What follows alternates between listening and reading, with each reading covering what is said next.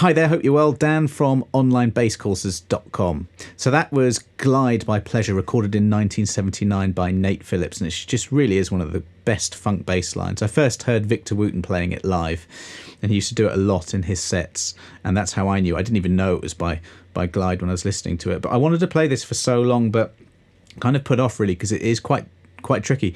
So I transcribed this 2 weeks ago, and I've just been practicing it over 2 weeks, just trying to get it up to speed, trying to get it as tight as possible. And I'll break it down for you now and give you as many tips as I can to try and get it up to speed. I do have that transcription though that you should download along with the drum beat I was playing along to, because once you get it up to speed, that's key to sort of really getting everything tight. But let's go straight into the first section.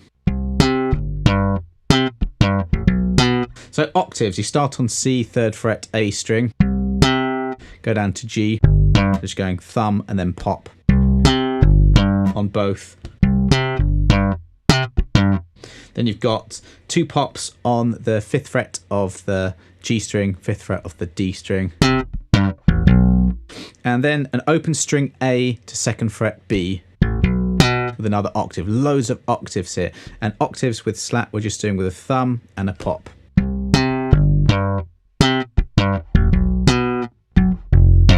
It's a really unusual F octave. This bit's interesting. So now I must say actually, I used mostly my ears to transcribe this, but there's also a piece of software called Transcribe. So I did use that, and I slowed it down because I wanted to get this as exact as I possibly could. I listened to a few different YouTube videos, and there's quite a lot of variation on how people play it. And usually when you're transcribing a tune, I'm not really that bothered about getting it 100%. You should just get the general idea, the general vibe of it down. You should try to get it exactly, but there's so many bits in this that could be wrong. So I think I'm pretty much there with this, but it might not be exact. So this bit's quite good. So it's kind of 2 ghost notes. And I'm just holding my hand over the strings here to get the first one with a pop, doing that on the D string, and then a slap on the E string. It doesn't really matter where you do that. As I'm doing that, I'm shifting the hand across to get to that 5th fret of the D string, where you do a hammer on to the 7th fret. So that's that bit. Then you do a slide into the 3rd fret from the 2nd fret with an octave.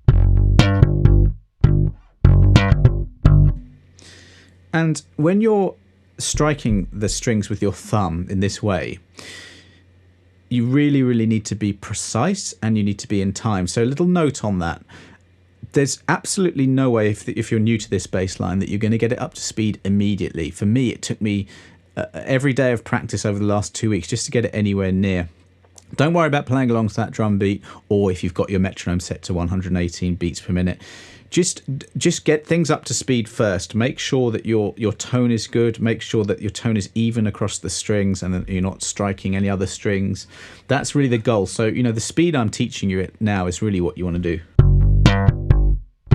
I'm tapping my foot. I'm thinking that speed. Don't worry about timing too much. It's starts again on that 5th fret of the A string, the D. Repeats that line, and then this time we do a little slide into the 5th fret, little chromatic run down into that C again. Note length is really important. There it's quite long, and those ones are quite short, so be aware of note length as you go. And really, this all comes down to listening to the original.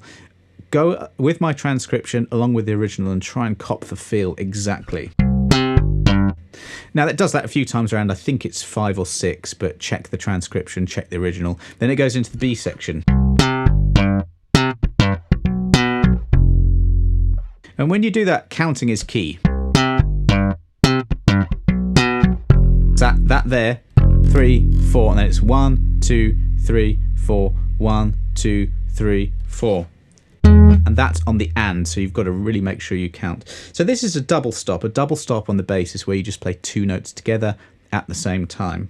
And we're on the using my first finger on the 12th fret and the 10th is being played. You can use your third finger. I sometimes use third, sometimes use the little finger. That's on the 13th fret of the G string. And that pattern is moved around in this little section here. That's a major 10th. Something you really should know. So that's on the and, so it's 1, 2, 3, 4. Let's move that down 2 frets. And that bit is exactly the same pattern. These are all major 10ths. You slide it into the 8th fret from the 7th fret. Such a cool line, that. Then you've got a pop on the D, the 7th fret of the G string.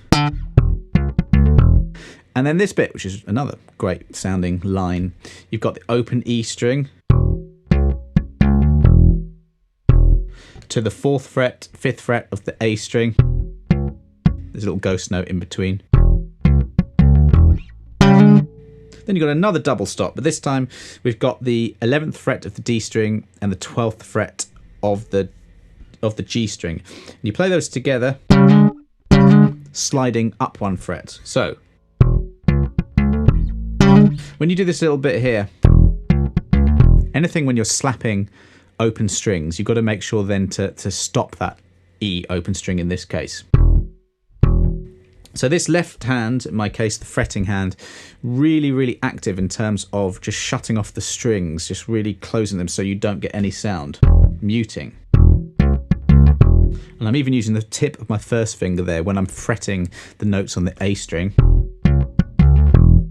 to catch that E string and make sure it's not ringing. If you record yourself playing, you can listen back and catch any instances of where your fingers are accidentally hitting strings or you're not muting properly. That's a really good tip to do, especially with something like this. When you're slapping, there's a real tendency to just knock other strings. So recording yourself playing is a good thing to do. Right, and now this is, you know as well as I do, that there's no secret, there's no shortcut in terms of getting good at playing bass. Even 3 weeks ago, 1 week before I transcribed this bass line, I was a bit intimidated by it. It seems quite difficult. But if you are approaching any bass line at all where you're having that feeling, don't worry. All you need to do, if there is a secret, if there is a trick, it's practicing very consistently every day, but slowing it down. It's such a bizarre thing about playing a musical instrument, especially bass, is that if you want to play fast, you have to slow down. So that bit's a good point to make there. So, you know, I'd go this slow. Now, this would be a good point now to get your metronome.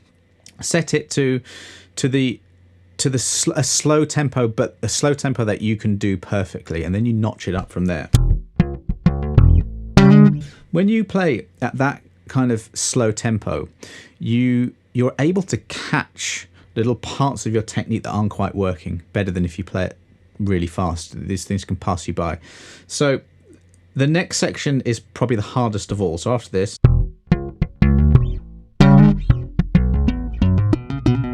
we've got this little run here, and that's the hardest bit of all, especially because we're slapping on the D and the G strings, and it's often hard to make the volume of that consistent with the E. You don't want too many differences across the strings there. I've got this little fret wrap by Groove Gear here. Actually, looking at it now, I don't even think it was properly in place to do anything. But using that or a hairband, which is what Victor Wooten used to do, can just tame the strings when you're practicing. But I'm just going to put it back there. I don't think it's doing much. But I'm going to take you through this. Now, I thought this little bit was harder. And when I used that transcribe software, much to my dismay, I discovered that there's a little pull off there to D, I'm sure of it. And that makes it even harder than I thought. So I'm going to take this really slow. So this section starts off with a little slap on the E string and another one with a ghost note. So I'm doing that on the 2nd fret of the A string with my first finger, because the next note is, you just press down and it's there, the B. And we get this little lovely hammer on, and with that pull off section, I'll do it really slowly. So that's the 2nd fret to the 4th fret, hammer on. And then you fret the E on the 2nd fret of the D string. And that's that pull off. I'm sure that's what I'm hearing. and that's tricky because you don't want to pull off too far and pull off through to the G string. So this is the section above all others that you need to do really, really slowly, because it's all about getting this clean technique in time, in a groove. That's how you're going to sound good. So after you've done that, do a little quick shift to the 4th fret of the D string, and this bit's not too bad, but because you're slapping on these D and G strings, this is where things can get a bit interesting with volume. You almost have to hit a little bit harder to make it consistent. So we're going 4 to 6 on the D string, hammer on, and 4 to 6 on the G string, hammer on. And then you strike the string again on the G string, and you've got this 16th note triplet, 3 of them there. So it's a hammer on followed immediately by a pull off. Now what Nate did in the original, is either follow that with an open E string or not. Okay, so there's 2 different variations he does there. But one of the trickiest things, I think, certainly for me in this, is to get from that part to there. Now I've seen some people play it,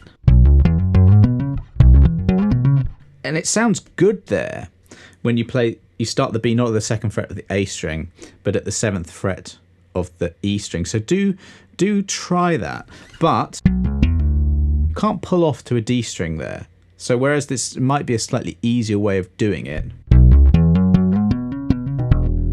you might, instead of pulling off to the D string, you could do your 2 hammer-ons, so that would be 7 to 9, 7 to 9, and just do a slide to 11 on the A string.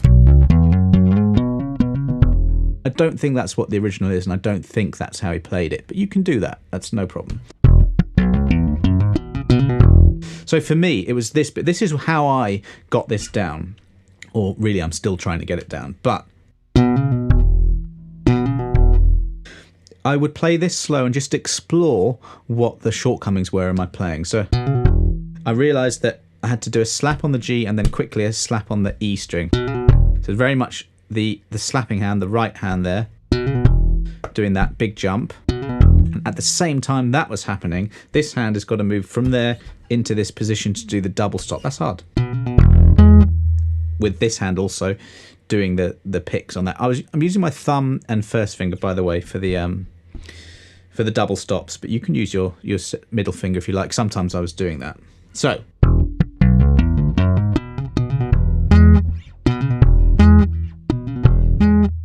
and I would do that. I would pinpoint the most difficult bit for me and just cycle around it quite a few times. I'd do this every day until it just starts to lock in, then start to use a metronome. This is that secret, that shortcut. I mean, it's not a shortcut because you've got to work every day to do this, but you don't have to do much playing as long as you focus on the correct way of doing it and you slow it down and gradually build up the correct movements. That's what you're doing here. And that's how I kind of got this bass line together over the last sort of week and a half to 2 weeks. And that's how you're going to do this bass line and anything that you find difficult. This is the process. Slow it down, make sure you're repeating the exact correct mechanical movements, and then build up to speed. In this case, you're going up to 118 BPM. Sometimes that happens. So we got the double stops from the 12th fret to 10th. And then a little pop on that D, the 7th fret of the G. And actually, I don't think I was doing this in the intro, but I think sometimes he'd a little slide from the 11th fret into the 12th fret.